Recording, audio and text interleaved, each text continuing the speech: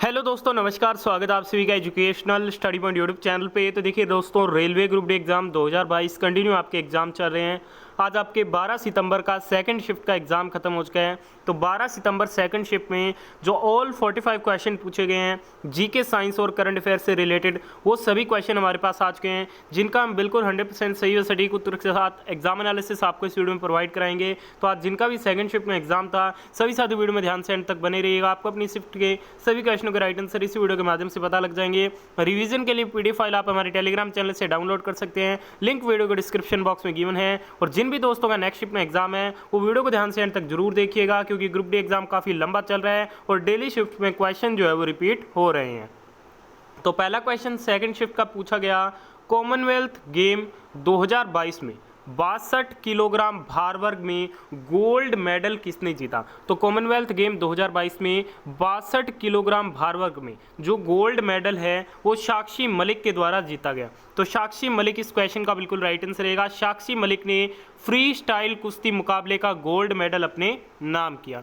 बढ़ते हैं अगले क्वेश्चन की तरफ। अगला क्वेश्चन पूछा गया, 2021 का रामानुजन पुरस्कार किसे दिया गया। देखिए दोस्तों, वर्ष 2021 का जो रामानुजन पुरस्कार है वो भारतीय गणितज्ञ नीना गुप्ता को दिया गया। तो भारतीय गणितज्ञ नीना गुप्ता, इस क्वेश्चन का आपको बिल्कुल क्या करना था, राइट आंसर करना था। अगला क्वेश्चन आपसे पूछा गया कि भारत की इकलौती महिला प्लेयर जिन्होंने 6 वर्ल्ड कप खेल चुकी है, तो वह कौन है। तो वह मिताली राज। यहाँ दोस्तों, मिताली राज भारत की इकलौती महिला प्लेयर है जिन्होंने 6 वर्ल्ड कप खेले। अगर बात करते हैं पुरुष की, तो पुरुष में कौन कौन है। तो पुरुष में सचिन तेंदुलकर और जावेद मियांदाद के द्वारा क्या है, अभी तक 6 वर्ल्ड कप खेले जा चुके हैं। और महिला में बात करें तो महिला में ये जो रिकॉर्ड है वो मिताली राज के नाम है। अगला क्वेश्चन है कि 1 अप्रैल 1936 को ओडिशा राज्य का गठन हुआ था, इसे किस रूप में मनाया जाता है। तो 1 अप्रैल 1936 को ओडिशा राज्य का गठन हुआ, इसे उत्कल दिवस के रूप में मनाया जाता है। तो उत्कल दिवस इस क्वेश्चन का आपका बिल्कुल राइट आंसर रहेगा। अगला क्वेश्चन पूछा गया, बिहार पंचायत राज अधिनियम 2006 के अनुसार महिलाओं के लिए कितना प्रतिशत आरक्षण है। तो देखिए दोस्तों, बिहार पंचायत राज अधिनियम 2006 के अनुसार महिलाओं के लिए जो आरक्षण है वो 50% है। तो 50% इस क्वेश्चन का आपका बिल्कुल राइट आंसर था।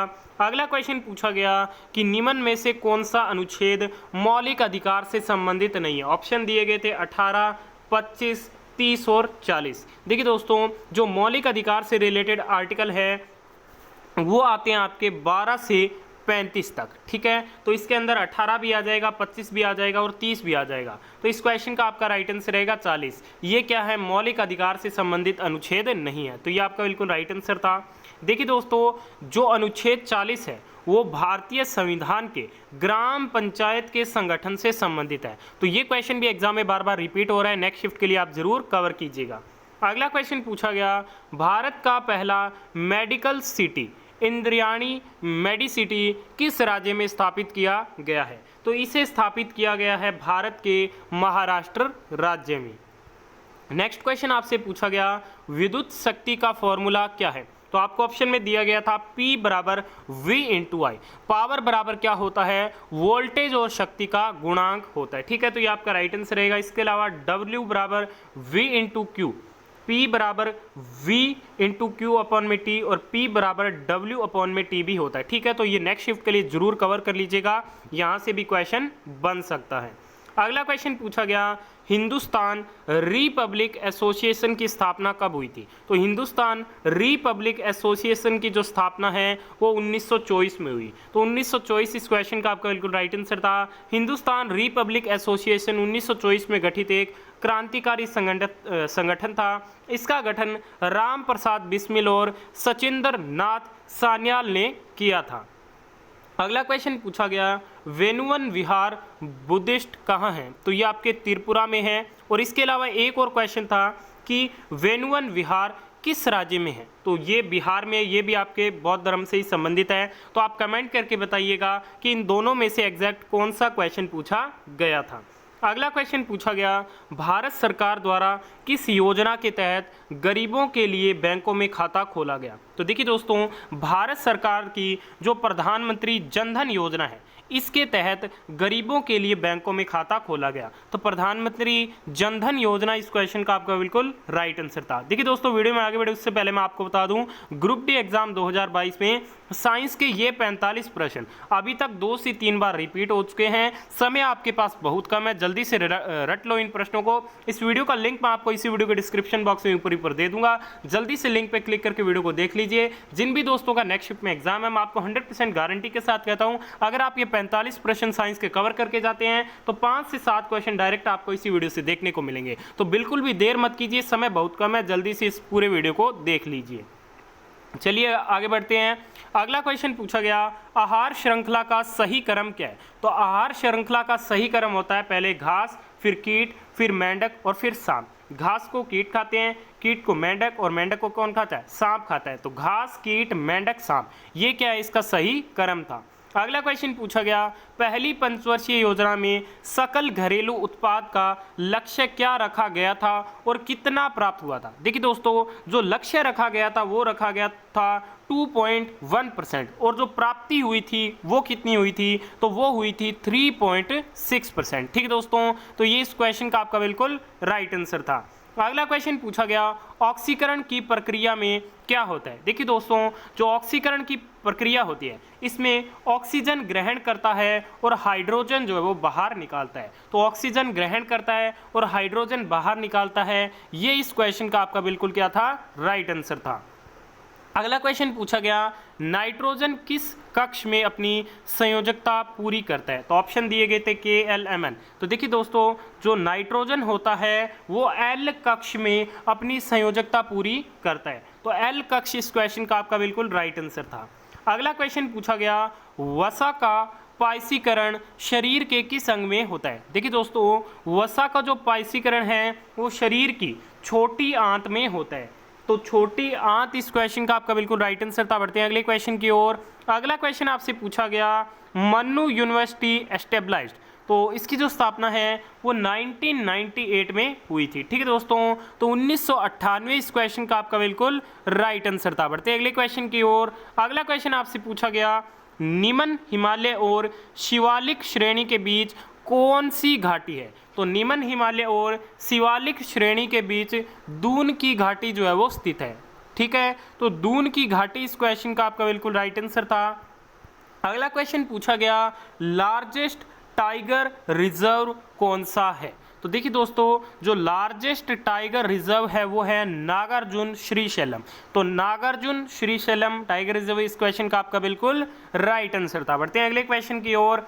अगला क्वेश्चन पूछा गया, नमामि गंगे परियोजना में किसके सहयोग से चल रही है? ठीक है, तो आपको सहयोगकर्ता पूछा गया था। तो देखिए दोस्तों, जो नमामि गंगे परियोजना है ये वर्ल्ड बैंक, विश्व बैंक की सहायता से चल रही है। तो वर्ल्ड बैंक, विश्व बैंक इस क्वेश्चन का आपका क्या था? बिल्कुल राइट आंसर था।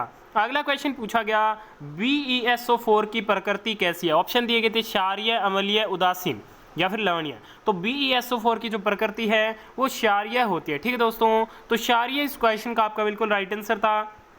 अगला क्वेश्चन पूछा गया, कौन सा वाइल्ड लाइफ सेंचुरी असम में है? ठीक है, तो अगर आपको ऑप्शन में मानस दिया गया था तो मानस इस क्वेश्चन का आपका बिल्कुल राइट आंसर था।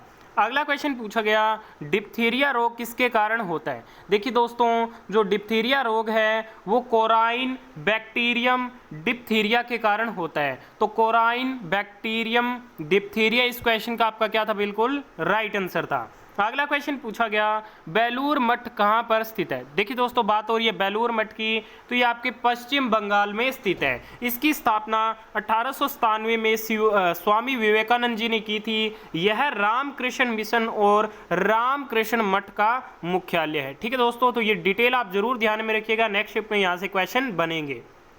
अगला क्वेश्चन पूछा गया, मेंडलीव द्वारा दिया गया तत्वों का नाम एका एल्यूमिनियम के स्थान पर अब कौन सा तत्व है? तो एका एल्यूमिनियम के स्थान पर अब कौन सा तत्व है? गैलियम है। तो गैलियम इस क्वेश्चन का आपका बिल्कुल राइट आंसर था। अगला क्वेश्चन पूछा गया, निम्नलिखित में से कौन सा रोग वायरस से नहीं होता? देखिए दोस्तों, चेचक, पीलिया, सर्दी, जुकाम, हर्पीज, हेपेटाइटिस, एड्स और टीबी। ठीक है, तो ये क्या है?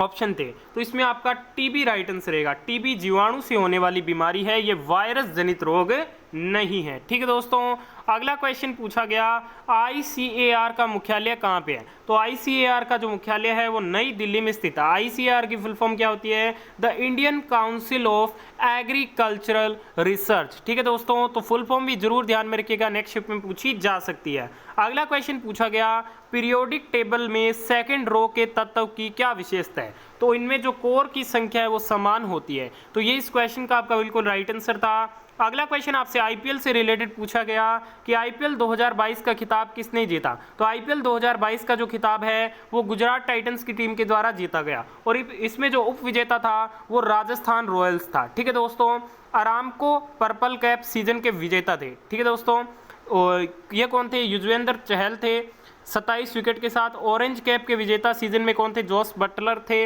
863 रन के साथ। और मैच के सर्वश्रेष्ठ खिलाड़ी कौन थे फाइनल में? तो वो थे आपके गुजरात टाइटंस के कैप्टन हार्दिक पांड्या।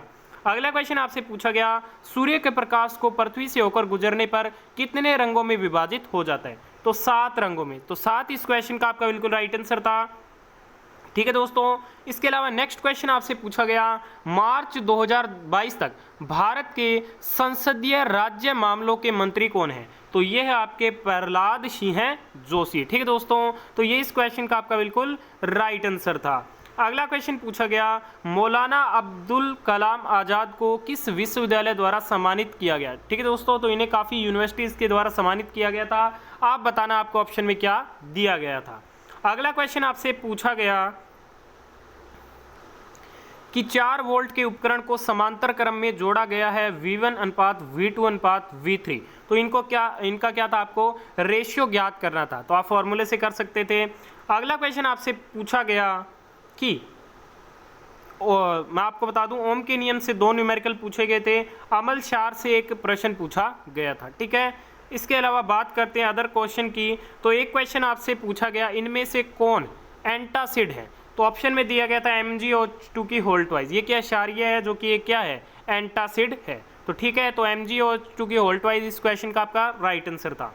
अगला क्वेश्चन पूछा गया यौन संबंध से संबंधित रोग कौन सा है? तो एड्स एक्वायर्ड इम्यूनोडिफिशियेंसी सिंड्रोम, ये क्या है? यौन संबंधित रोग है। 1 दिसंबर को एड्स दिवस के रूप में मनाया जाता है। अगला क्वेश्चन पूछा गया किसी उत्तल दर्पण में फोकस दूरी 2.5 मीटर है और वस्तु की दूरी u 10 मीटर है, तो प्रतिबिंब की दूरी क्या होगी? तो 1/v का मान आपको निकाल लेना है फॉर्मूले से। ठीक है दोस्तों, तो इसका राइट आंसर कमेंट जरूर कीजिएगा। अगला क्वेश्चन पूछा गया एल्यूमिनियम का परमाणु क्रमांक कितना होता है? 13 होता है। और बॉक्साइट का क्या है? इसका प्रमुख अयस्क है। बॉक्साइट का है इसका प्रमुख अयस्क है। ठीक है दोस्तों, तो आज की इस वीडियो में सेकंड शिफ्ट में पूछे गए सभी क्वेश्चनों को कवर कर लिया है। आपने इस वीडियो को यहाँ तक देखा, बहुत बहुत धन्यवाद। वीडियो पसंद आई तो प्लीज वीडियो को लाइक शेयर और चैनल को सब्सक्राइब जरूर कीजिएगा। PDF फाइल टेलीग्राम चैनल पर मिल जाएगी, लिंक वीडियो को डिस्क्रिप्शन बॉक्स में गिवन है।